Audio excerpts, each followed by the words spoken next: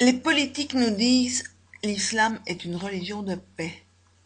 Les musulmans nous disent l'islam est une religion de paix. Pourtant, il y a des centaines de versets violents, haineux et racistes dans le Coran. Les musulmans veulent nous cacher cela. Pourquoi? Ils veulent rendre l'islam attirant. Comment? Leurs arguments sont toujours les mêmes.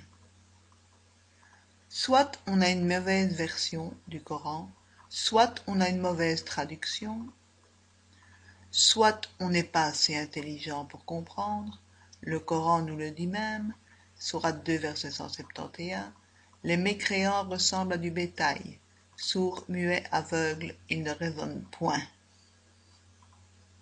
Ou bien alors il faut être connaisseur pour comprendre. Mais le Coran dit dans la sourate 24 verset 18, Allah vous expose clairement les versets.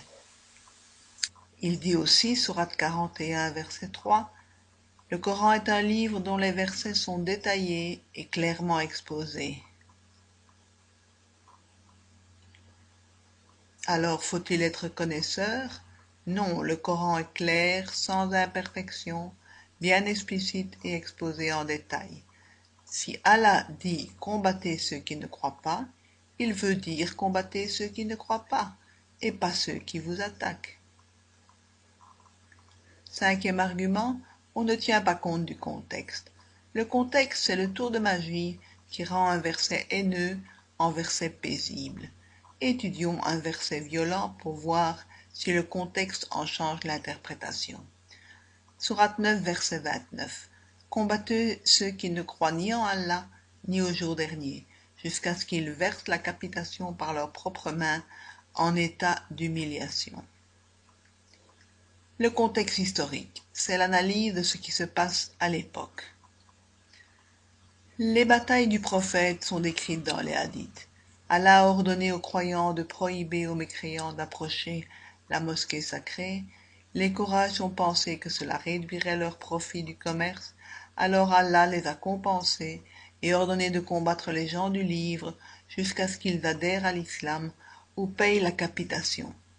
Pourquoi Mohammed a-t-il décidé de combattre les chrétiens? Pas parce qu'il l'attaquait, pour se faire de l'argent. Les juifs et les chrétiens accepteront de payer pour éviter d'être tués.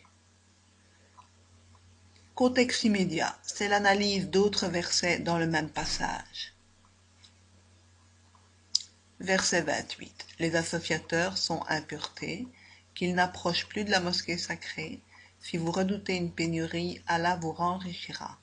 Verset 30. Les Juifs disent « Uzair est le fils d'Allah » et les chrétiens disent « c'est le Christ ». Ils imitent les dires des mécréants, qu'Allah les anéantisse. Verset 31. Ils ont pris leur rabbin, leur moine et le Christ comme Seigneur, alors qu'on leur a commandé d'adorer un Dieu unique, Allah.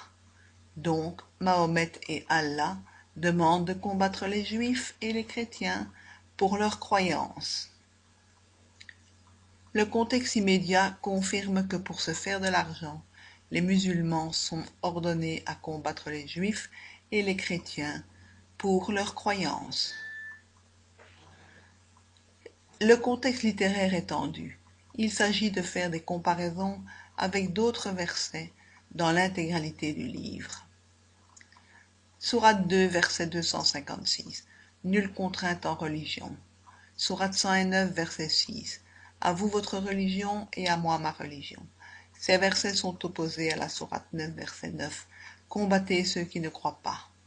Ici intervient le principe de l'abrogation. L'abrogation, c'est si deux versets se contredisent, il faut trouver lequel vient en dernier. Sourate 2, versets 5 et 6. Si nous abrogeons un verset, nous apportons un meilleur, ou un semblable. Les hadiths, Al-Bukhari, la dernière sourate à avoir été révélée était Bara. Donc, la sourate Bara est l'un des noms de la sourate 9, dernier chapitre révélé aux fidèles. Donc, ce contexte confirme que la sourate 9 est la dernière sourate révélée.